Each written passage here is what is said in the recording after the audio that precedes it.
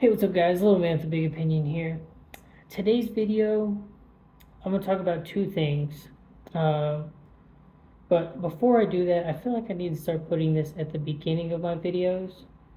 If you find the discussions that we have in these videos useful, then like the video, hit the subscribe button.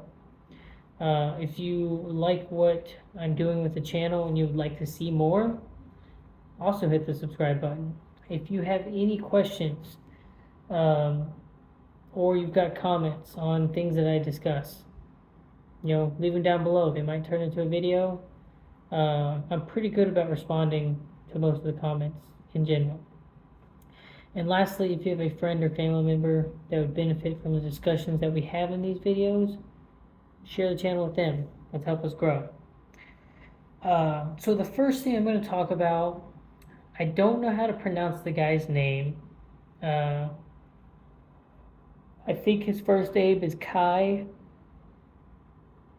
But he's a big YouTuber, a big Twitch streamer, and he put out on his social media platforms that he was going to be giving away 300 PlayStation 5s. Uh, he was in New York City. It caused a massive riot. I don't remember what New York calls their tier levels, uh, but I think they said it was like the third tier up. What I do remember reading is over 1,000 officers responded to this. Guy ended up getting charged with causing a riot, uh, and like disorderly conduct and not having the correct permits to hold an event in the city. Uh, but what that tells you is how out of control and chaotic a situation can get when the masses become stirred up. Uh, the article, and these numbers keep changing. At one point, they said in the first 20 minutes of him posting this, there was over 1,000 people crowding the streets. Uh, like it shut down a large portion of New York for about 6 hours. They arrested 60 people. Uh, Lots of property damage, lots of people injured. It was fairly chaotic. Uh, and that was over a PlayStation. Mind you, they're about 500. I don't know which version he was giving out, but they were either $400 or $550 a piece. Uh, so, kind of a big deal. I think where I live, some local lawyer gives out uh, either a turkey or a ham at Christmas and Thanksgiving, one per family.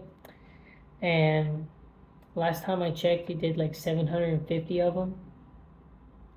And that line that's taken up where they're handing them out, it can get 3 or 4 hours long.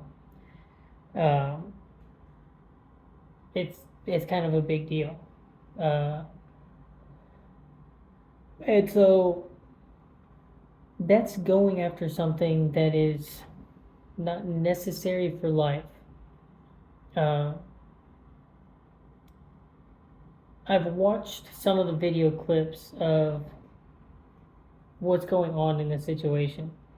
Uh, it looks very, very similar to anything you've seen from 2020 onward, when someone gets killed by a cop, or a law gets passed, or just all of the unrest that you've seen in the world. And most of what we've seen here recently, it's typically been political or just insane crazy like that. Uh, Now imagine the same scenario happening, except we're on day 6 of the Walmart shelves being cleared out in a big city like that. Almost everyone is down to eating peanut butter, uh, just whatever they can get their hands on. Uh, and they find out that this one apartment, this guy has a closet full of food. And it's just him and his brother. Two people, that's enough food for two people for 6 months. Uh, Seems like a lot of food. Except when 300 or 400 people raid it, and for 300 or 400 people, it's 72 hours worth of food, 48 hours worth of food. And that's just what we have to deal with. I am a firm believer that the unrest that comes from a collapse of our government system. 2024 is right around the corner, and it looks like both sides still absolutely despise each other. It's looking like it's going to be Trump and Biden running again. If Trump wins, the left is going to lose their mind. If Biden wins, the right's going to lose their mind. A lot of people are predicting that this might be the last election we've got in the U.S. Political unrest, social unrest. There's talks about this new COVID variant going around, and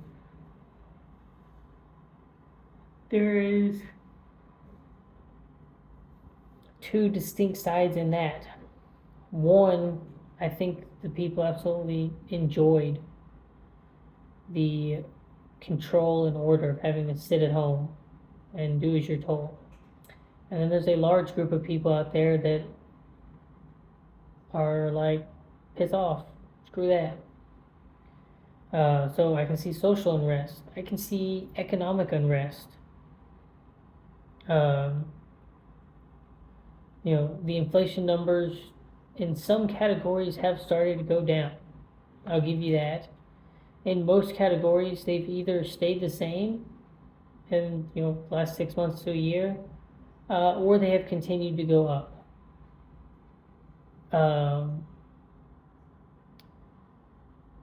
I believe the pay raise I got was 3.5% for my job. If standard inflation is at about 9%, that means I lost 5% of my buying power. So the economic unrest is just unrest in general. A mob rule is probably not going to look good for any of us. And as preppers, that's something that we should be prepared for. If you live in the big cities, I would strongly consider packing up, moving. You're going to save yourself a whole ton of money if you do it. Even if you drive into work, you will save yourself money.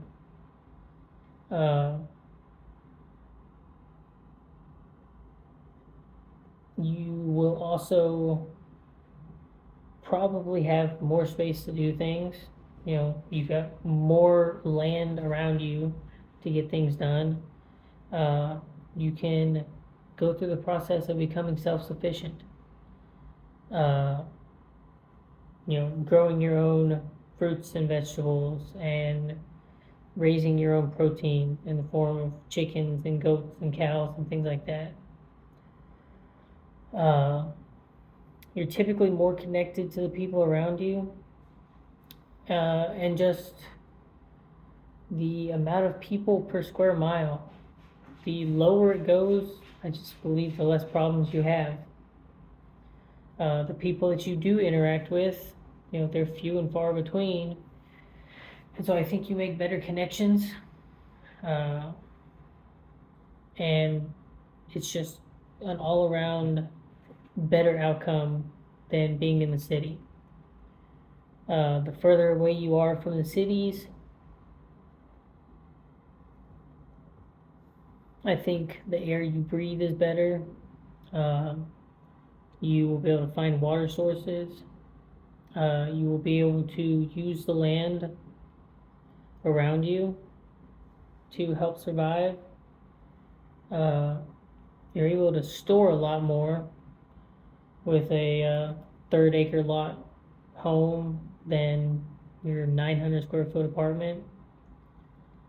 There's there's a lot of reasons why you should leave the cities.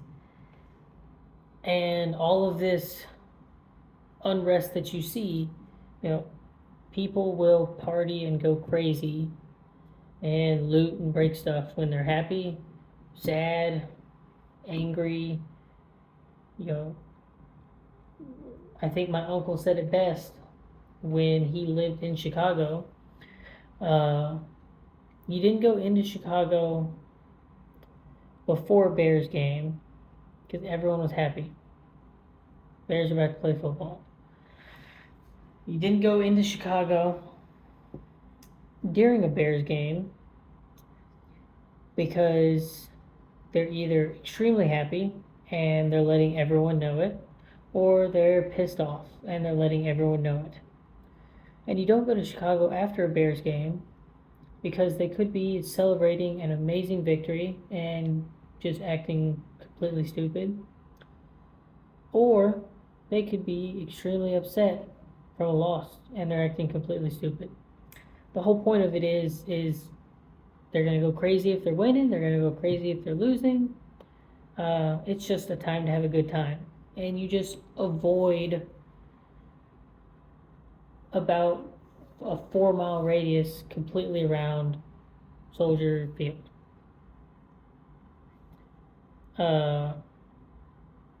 And that's a social unrest that's happening. That's not a my family is starving and I'm going to do anything it takes to get them something to eat unrest. And that's what you get for being in these big old cities. So, that being said, I think I made my point very clear. Get out of the cities if you can. If it's something that concerns you like it does me, then you're going to do everything that you can to get out of those cities. But other than that, if you enjoyed the video, like the video. If you like what I'm doing with the channel, hit the subscribe button.